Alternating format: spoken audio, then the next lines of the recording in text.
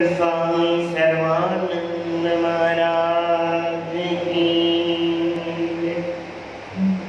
सद्गुरु स्वामी शांति प्रकाश महाराज की, सद्गुरु स्वामी हरदास राम साहेब की जय। सद्गुरु स्वामी धर्म प्रकाश महाराज की,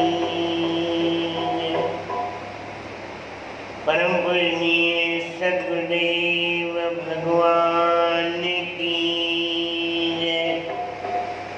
स्वामी राज प्रकाश महाराज की जय। सर्व संतों महात्माओं की जय। श्री प्रेम प्रकाश मंडल की जय। अमरापुर दरबार की जय। गंगा मैया की जय। गौ माता की जय। आयु लाल सबई चौचूये। श्री रामचरितमानस गोस्वामी तुलसीदास जी महाराज संतन महापुरुषन जी, कविन जी, कविता जी, दुष्टन जी, निंदकन जी, सपनी जी वंदना कई है। जेको हींअर श्री रामचरितमानस शुरू थियो हो, भारद्वाज मुनि कुंभ मेलो लगल हो इलाहाबाद में, जिते अनेक प्रकार जा संत महापुरुष पधारिया हुआ ऐं सभिनी जे मन में इच्छा जागी कि असां श्री रामचरितमानस ॿुधूं। श्री रामचरितमानस सॼे संसार में प्रसिद्ध है। श्री रामचरितमानस उनकी कथा हर कोई ॿुधाईंदो आहे, पर हर को पंहिंजी पंहिंजी मति अनुसार बुद्धि अनुसार ॿुधाईंदो आहे। जेको जेतिरा दफ़ा गोता हणंदो आहे ओतिरा ई दफ़ा मोती लाल हीरा माणिक खणी ईंदो आहे। श्री रामचरितमानस हिकु अहिड़ो खजानो आहे, अहिड़ो खजानो आहे जेको कॾहिं बि खुटण वारो कोन्हे, कॾहिं बि खुटंदो कोन्हे। श्री रामचरितमानस असांखे मर्यादा सेखारींदो आहे। हिकिड़े संत कुछ प्रेमी उन्हनि वटि आया ऐं प्रेमी उन्हनि खां पुछण लॻा भई शास्त्र पढ़ण सां छा फ़ाइदो आहे। श्रीमद् भागवत हुजे या श्रीमद् भगवत गीता हुजे, श्री रामचरितमानस हुजे या अनेक शास्त्र जेका भी आहिनि, इन्हनि खे पढ़ण सां छा फ़ाइदो आहे। संतनि चयो पुछो ॾेखारियां या ॿुधायां। साईं ॿुधायो। चई श्री रामचरितमानस हिकु अहिड़ो ग्रंथ आहे, एक अहिड़ो इतिहास है जंहिंमें असांजे वॾनि जे बारे में, असांजे बुजुर्गनि जे बारे में, असांजे पूर्वजनि जे बारे में लिखियल आहे। उन्हनि पंहिंजो जीवन ऐं महापुरुषनि जी शेवा कहिड़े तरीक़े सां उन्हनि कई आहे, संत महात्मा त वो महापुरुष त चुप थिया ऐं वो प्रेमी वञण लगा। शायद संत भी उन्हनि सां गॾु हुया। जंहिं बस में चढ़नि पिया उन बस में भीड़ ॾाढी हुई, रश हुई। वो भाई जल्दी जल्दी तो चढ़ी हो पर उनकी घरवारी रहिजी वई। जॾहिं उनकी घरवारी रहिजी वई चङो ई अॻिते निकिरी वई बस। पोइ ख़बर पईसि कि मुंहिंजी घरवारी न चढ़ी सघी आहे। वापसि आयो, संतन पुछियसि पुट तो असां खां पुछियो हुई कि शास्त्रनि में छा लिखियलु आहे या इन्हनि शास्त्रनि खे छो पढ़िजे। श्री रामचरितमानस में जॾहिं माता सीता प्रभु श्री राम सां गॾु हुई ऐं जेॾीमहिल गंगा पार करण पिया तो भगवान पहले सीता के चढ़ायो, पोइ पाण चढ़ियो, पोइ लक्ष्मण चढ़ियो। तू बस में चढ़े, पाण त चढ़े पर पोयां कोन ॾिठे कि मुंहिंजी घरवारी चढ़ी या न चढ़ी। तो शास्त्र इहो ई ॿुधाईंदो आहे कि पहिरियों स्त्री खे अॻियां कबो आहे, पोइ पाण। घर गृहस्थी भी ईअं ई हलंदी आहे, सलाह सां हलंदी आहे। ऐं चई खाली मुंहिंजो ई हुकुम हले, जीअं मां चवां तीअं हले, त उहो घर कॾहिं बि हली कोन सघंदो। त गोस्वामी तुलसीदास महाराज ही इतिहास अहिड़ो इतिहास लिखियो आहे जंहिंमें असांखे एॾी ॼाण पए, सम्झ पए, वीचार मिले। कॾहिं बि असां मुंझूं, कॾहिं बि असां हेॾा होॾा थियूं त असांखे इहे ग्रंथनि जे सहारे ते इन संसार में हली सघंदासीं। जीअं एक दफ़े जी ॻाल्हि आहे, जगत गुरु शंकराचार्य, आदि जगत गुरु शंकराचार्य वञनि पिया। उन्हनि जो हिकिड़ो शिष्य उन्हनि जे लाइ ॾाढो रोईंदो, ॾाढो रोईंदो। जेसिताईं ईंदो न हो, जेसिताईं उहे जगत गुरु शंकराचार्य ईंदा ई न हुया तेसिताईं हू खाईंदो ई न हो। इन्हीं आदि जगत गुरु शंकराचार्य महाराजन खां पुछई, साईं तव्हां वञो था, मूंखे कंहिंजे सहारे ते छॾे वञो था? तव्हां खां सवाइ मां अनाथ आहियां, मुंहिंजो कोई बि कोन्हे। आदि जगत गुरु शंकराचार्य चयो, साम्हूं गंगा मैया वहे थी न, ये मुंहिंजो ई रूप थी। ईअं सम्झ मां ई इहा गंगा मैया आहियां। पहिरें सनानु पाणी कंदो हुयो, जॾहिं गुरुजन ईअं चयो भई गंगा मैया ही मुंहिंजो रूप अथई, मां ई गंगा मैया जे रूप में आहियां।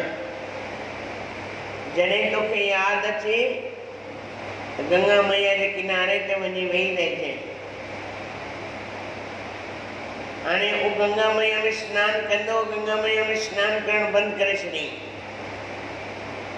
जॾहिं चङे टाइम खां पोइ जगत गुरु शंकराचार्य महाराज आया, संतनि शिकायत कई कि तव्हांजे वञण खां पोइ हिन गंगा मैया में सनानु करणु बंदि करे छॾियईं। ईअं ई भोजन खाईंदो। हिकु ॾींहुं जगत गुरु शंकराचार्य महाराज ऐं उहो प्रेमी, उहो संत उन्हनि सां गॾु वियो। शायद परीक्षा जी कोई घड़ी हुई त आदि जगत गुरु शंकराचार्य महाराज स्नान करण लाइ गंगा मैया में प्रवेश कयूं। स्नान कयूं, कंदे कंदे उन्हनि जी लांगोटी लही वई ऐं वही वई।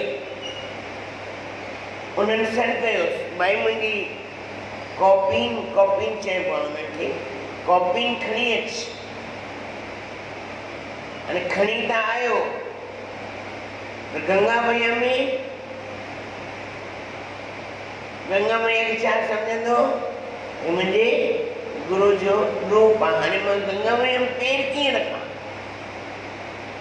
साम्हूं गुरु तो सॾ करे हिते मन में उलझन आहे। गुरु जिन के आदि जगत गुरु शंकराचार्य महाराजन के चए तो महाराज मुझे लज रखो।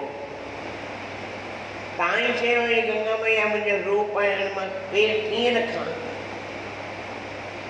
जीअं गुरुअ जो चवण मञे, आदि जगत गुरु शंकराचार्य महाराजन जो चवण मञे, जीअं पेर रखे तीअं कमल जो गुल हिकिड़ो अची वियो, सम्झो पेर उते उन पेर ते पइजी वियो। जे ॿियो कदम वधाई त ॿियो कमल जो गुल अची वियो, टियों पेर वधाई त टियों कमल जो गुल अची वियो। ईअं कंदे कंदे जेसिताईं गुरु जी बीठा हुया उन्हनि खे कोपी ॾेई करे वापसि आयो ऐं सनानु करे, जेॾीमहिल सनानु करे निकिता जगत गुरु शंकराचार्य महाराज उन्हनि जे चरणनि में किरी पियो, साईं अहिड़ी परीक्षा न वठो, अहिड़ी परीक्षा मूंखां न वठो, कृपा करियो, मूं ते कृपा करियो। तॾहिं जगत गुरु शंकराचार्य महाराज उन्हनि जो नालो ई चेंज करे छॾियो। छा नालो रखियो? पदम पादाचार्य महाराज। उन्हनि जो नालो रखियो पदम पादाचार्य जी महाराज, उन्हनि जो नालो ई फिराए छॾियो। तॾहिं उन्हनि वरी गंगा मैया में सनानु न कयो। ही हिकु अहिड़ी गंगा आहे, श्री रामचरित मानस हिकु अहिड़ी गंगा आहे जेको बि हिन में टुॿियो ईंदो आहे, जेको बि हिन में गोता हणंदो आहे, तन मन ॿई ठंडा ठार शीतल थी वेंदा आहिनि। जेको बि संतनि महापुरुषनि जे वचननि जी वाणी ते विश्वास रखंदो आहे उनजो बेड़ा पार थींदो आहे। हींअर रामचरित मानस अॻिते जेको थी वियो आहे, भई सभिनी जी वंदना कई आहे गोस्वामी तुलसीदास महाराज। हाणे 43 नंबर दो मदियन हार सुबाज गुण गन गनि मन अनवाई सुमर भवानी शंकरई कह कवि कथा सुहाई। अब रघुपति पद पंकरहु हीर पाई प्रसाद जुगल मुनि वर करे मिलन सुभग समाद। भरद्वाज मुनि बसहि प्रयागा तिनहि राम पद अति अनुराग। राम सिया राम जय जय राम। राम सिया राम जय जय राम। तापस समदम दया निधाना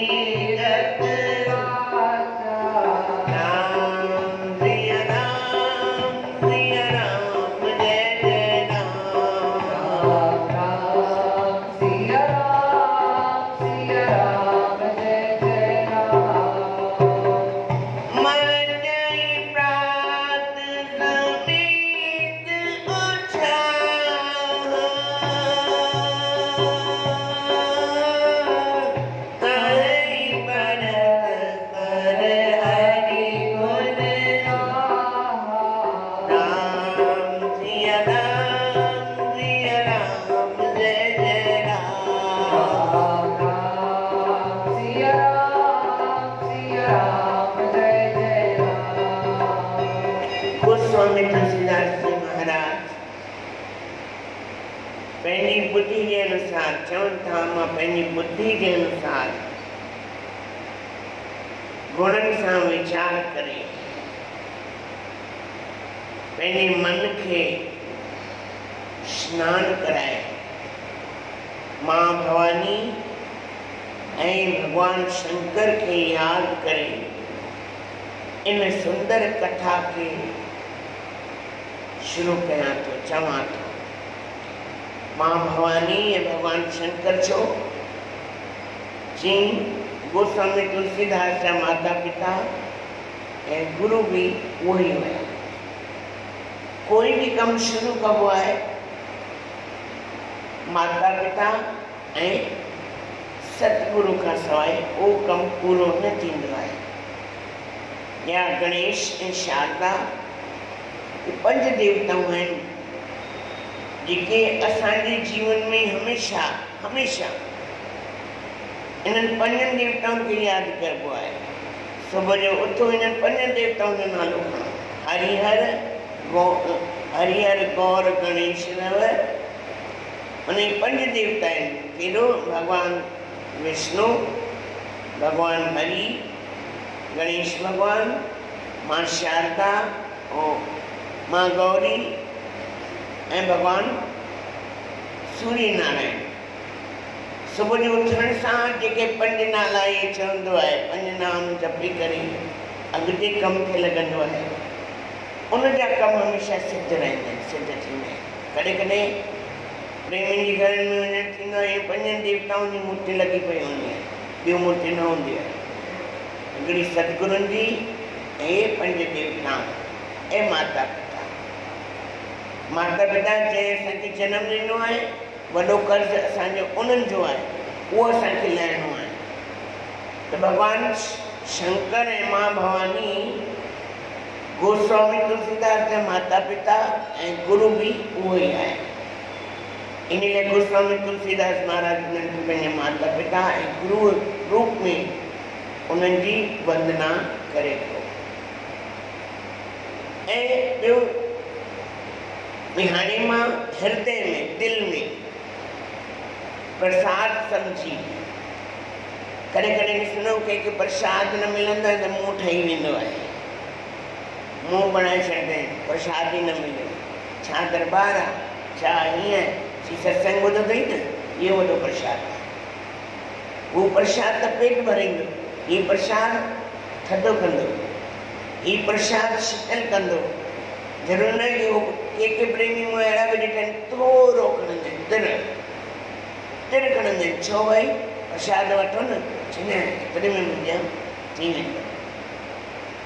करिणो छा आहे? पहले तो इहो सोचो असांखे करिणो छा आहे। हिकु जहिड़ी स्थिति में रहो, हिकु जहिड़ी स्थिति बणायो, पंहिंजे मन खे डामाडोल न कयो।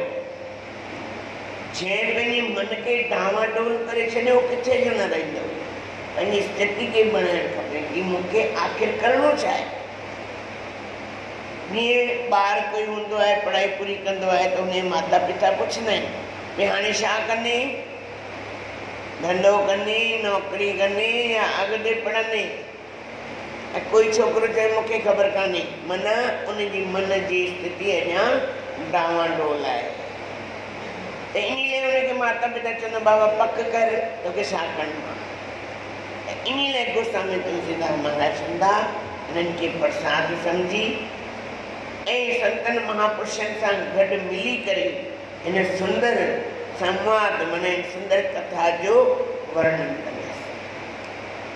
हींअर गोस्वामी तुलसीदास महाराज जी कथा आरंभ थिए थी। चवंदा हिकिड़ो भरद्वाज इलाहाबाद में प्रयागराज में, हाणे इलाहाबाद न चइबो प्रयागराज चइबो। प्रयागराज में भरद्वाज मुनि जो आश्रम हुयो जिते अनंत राम जी जे प्रति अत्यंत प्रेम हो।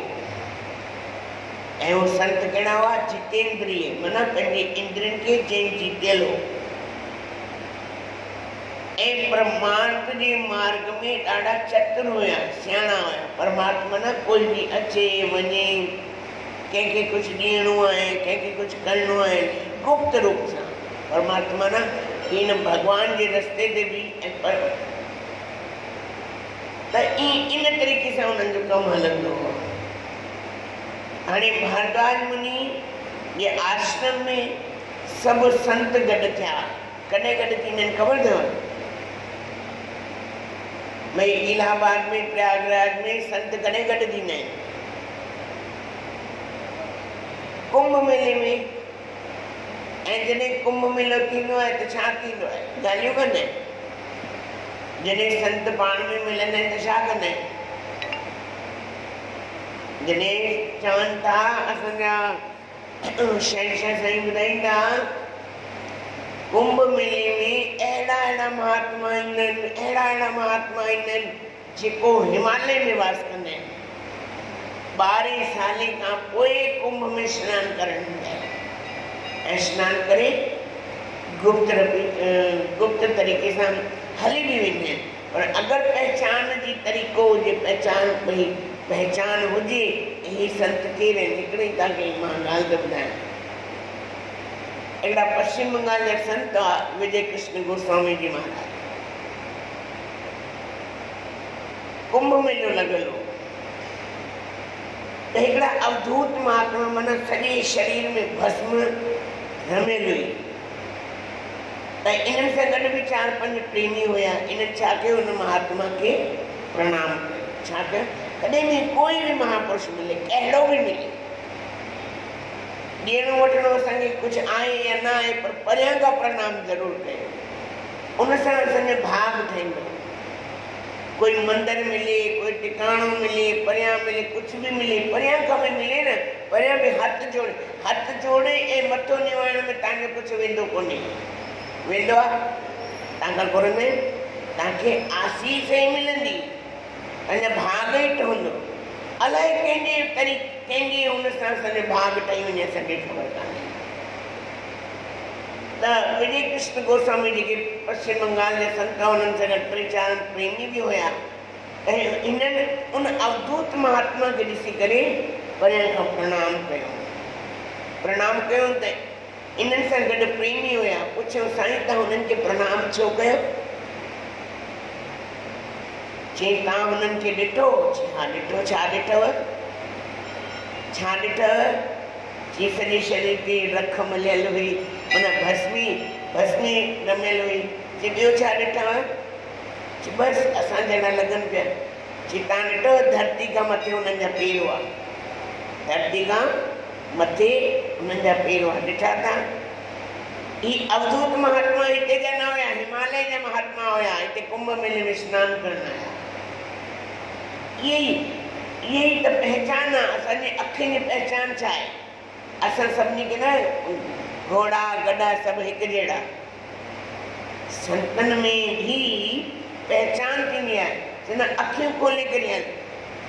कंहिंखे यादि हुजे न हुजे त झूनो आश्रम हो, असांजी माता कविता खे यादि हूंदो त मथे वॾो हाल हो, हुते वैरागी संत आया 40-50 ॼणा ऐं 50 ॼणनि जी टोली आई। विरक्त महात्मा सभई, पैसो कोन वठंदा, पर साईं न असांजे हिते भंडारो चालू करे छॾियो। बाबा जंहिंखे बि भंडारो संतनि खे खाराइणो आहे अचो लाइन में। 50 संत हुआ ऐं ट्रैक्टर में आया।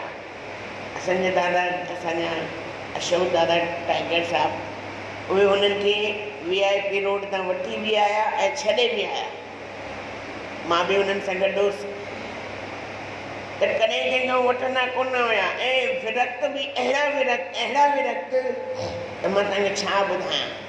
साईं चवंदा अहिड़ा महात्मा, अहिड़ा महापुरुष जंहिं बि दरबार में, जंहिं बि मंदिर में हली वञनि, उन मंदिर जो त वारे न्यारे थी वेंदो आहे। अड़े अहिड़ा महापुरुषनि जी धूल मिलण बि ॾुखी अथव। साईं असांजा अहिड़ा गदगद थी विया, बाबा ॾींहं राति भंडारा हलनि था। कोई चए मुंहिंजे तरफ़ां, कोई चए मुंहिंजे तरफ़ां, साईं मुंहिंजे तरफ़ां, ही बि ठाहियो, ही बि ठाहियो, ही बि ठाहियो। 40 ॾींहं रहिया हिते, पर अहिड़ी मौज थी वई हद। माना 40 ॾींहं कंटिन्यू उन्हनि जा भंडारा थी लॻा। जॾहिं वञनि पिया, साईं असांजे शहंशाह साईं उन्हनि खां पुछियो महाराज कुझु खपे? चई न कुझु न खपे। असांखे खाली ट्रैक्टर में डीजल भराए ॾियो, बसि असां पोइ अॻिते हली वेंदासीं। तॾहिं दादा, असांजा अशोक दादा ऐं मां गॾिजी करे उन्हनि सां गॾु वञी डीजल भराए उन्हनि खे VIP रोड ते हाईवे ते छॾे पोइ वापसि आयासीं। अॼु ताईं उहो दृश्य अंदरि में छायो पियो आहे कि अहिड़ा महापुरुषनि कॾहिं मिलंदा, अहिड़ा संत कॾहिं मिलंदा, कॾहिं वरी अहिड़ा संत इन दरबार में ईंदा। ये धरती टिकी पई अथव, ये महापुरुषनि जे करे टिकी पई अथव। ये अॼु असांजा कमु थियनि था, असांजे छंछर साईं एॾो असांखे सभिनी खे ज्ञान ॾिनो आहे। छाजे लाइ ज्ञान ॾिनो आहे कि जीअं तव्हां तृप्त थी वञो, कॾहिं बि कोई तव्हांखे उल्लू न बणाए सघे, कोई तव्हांखे कोई चरियो न करे सघे, कोई न तव्हांखे ठगे न सघे। इन लाइ महात्माऊं ज्ञान ॾींदा आहिनि, सम्झ ॾींदा आहिनि, वीचार ॾींदा आहिनि। उहो ॾींहुं अॼु जो ॾींहुं अॼु ताईं इंतज़ारु आहे कि कॾहिं उन्हनि संतनि जा वरी दर्शन मिलंदा, कॾहिं उहे संत ईंदा। त इते गोस्वामी तुलसीदास महाराज लिखियो आहे भई कुंभ जो मेलो हो ऐं भरद्वाज ऋषि जो आश्रम हो। भरद्वाज ऋषि अहिड़ा ऋषि हुआ जेके ॾींहुं राति भजनी ऋषि हुआ, भजन कंदा हुआ। भजन खां सवाइ सचपच में अहिड़ा संत अॼु बि पिया अथव, अॼु बि अथव। हरिद्वार में वञी तो लिकी लिकी कुटियाउनि में वेठा 24 कलाक भजन पियो हले। भई हर कोई हिकु जहिड़ो न हूंदो आहे, हर कोई महात्मा हिकु जहिड़ो न हूंदो आहे, पर हर कंहिंजी विचारधारा, हर कंहिंजी हलणी चलणी पंहिंजी हूंदी आहे। अॼु बि अहिड़ा महात्मा वेठा आहिनि, रोटीअ खां सवाइ कुझु बि कान वठंदा आहिनि, कुझु बि ॿियो निहारींदा ई कान आहिनि। चवरा वरी बि चवरा गोस्वामी तुलसीदास महाराजनि अहिड़नि महापुरुषनि जो दर्शन करे, दीदार करे ऐं राम भॻवान जी एॾी व्याख्या ॿुधाए पंहिंजे जीवन खे धन्य कयो आहे। अॼु बि गोस्वामी तुलसीदास महाराजनि जो नालो अमर आहे कि न आहे? आहे कि न आहे? अॼु बि कोई ग्रंथ पढ़ंदो आहे त ईअं लॻंदो आहे गोस्वामी तुलसीदास महाराज साम्हूं विराजमान आहे। कुंभ जो मेलो लॻल हो, संत आयल हुआ, अनेक संत गॾु थिया। हाणे जॾहिं हिकु संत गॾु थींदा आहिनि त छा थींदो आहे? दुनिया जी ॻाल्हियूं न थींदियूं आहिनि। छा थींदो आहे? साईं कोई इतिहास ॿुधायो। जीअं असांजे छंछर साईं इलाहाबाद कुंभ मेले में छा करायो? रास लीला रखाई हुई। 15 ॾींहं 20 ॾींहं 15 ॾींहं रास लीला कयो। समय मां फारिग थी करे 3 खां 6 ताईं रास लीला थींदी। ईअं लॻंदो बसि साईं दर्शन छंछर साईं त घुम ई थी वेंदा, भई उहो किथे आहिनि ख़बर कान्हे। एतिरो उन्हनि खे रास सां प्रेम, एतिरो रास सां प्रेम हो, वही वेंदा।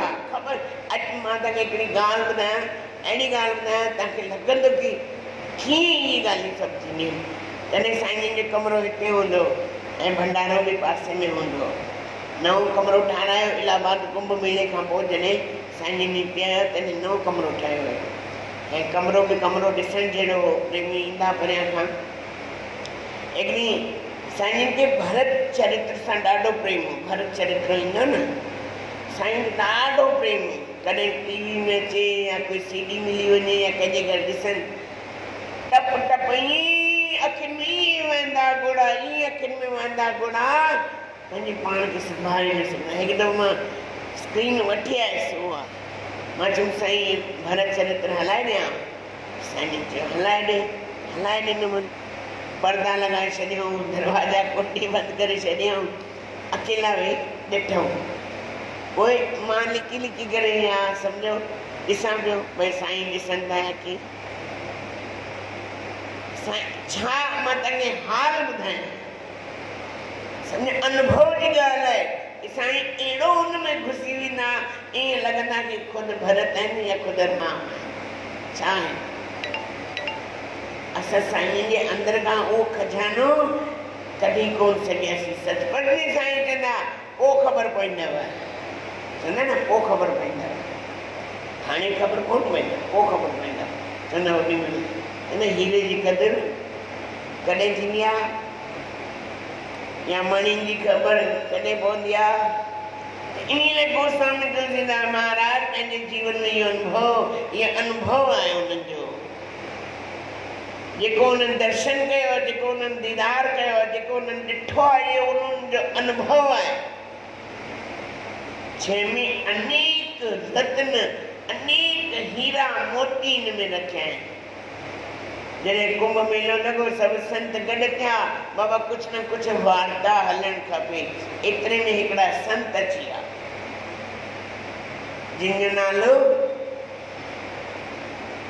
कोई ॿुधाए? पहले भी मां रामचरितमानस ॿुधाई आहे। भरद्वाज ऋषि जे आश्रम में हिकिड़ा संत आया, उहे बि तृप्त आत्मा, हाँ, याज्ञवल्क मुनि। जब मिले संत कुछ कहिए सुनिए, मिले संत कुछ कहिए सुनिए, मिले मूर्ख तो चुप हो रही। तो कोई मूर्ख मिलेव, बेवकूफ मिलेव, विचारहीन मिलेव, विवेकहीन मिलेव, तो चुप रहिजो, ॻाल्हाइजो न। कोई संत मिलेव त उनजो खजानो कढाए वठो, उनजो खजानो बाबा हिकु दफ़ो शुरू कंदा, पंहिंजे पाण ई अंदरां उनजो खजानो निकिरणु शुरू थी वेंदो। वरी सुभाणे जीअं गोस्वामी तुलसीदास महाराजनि जी आज्ञा थी तव्हांखे ॿुधायो वेंदो। बोलो सतगुरु देव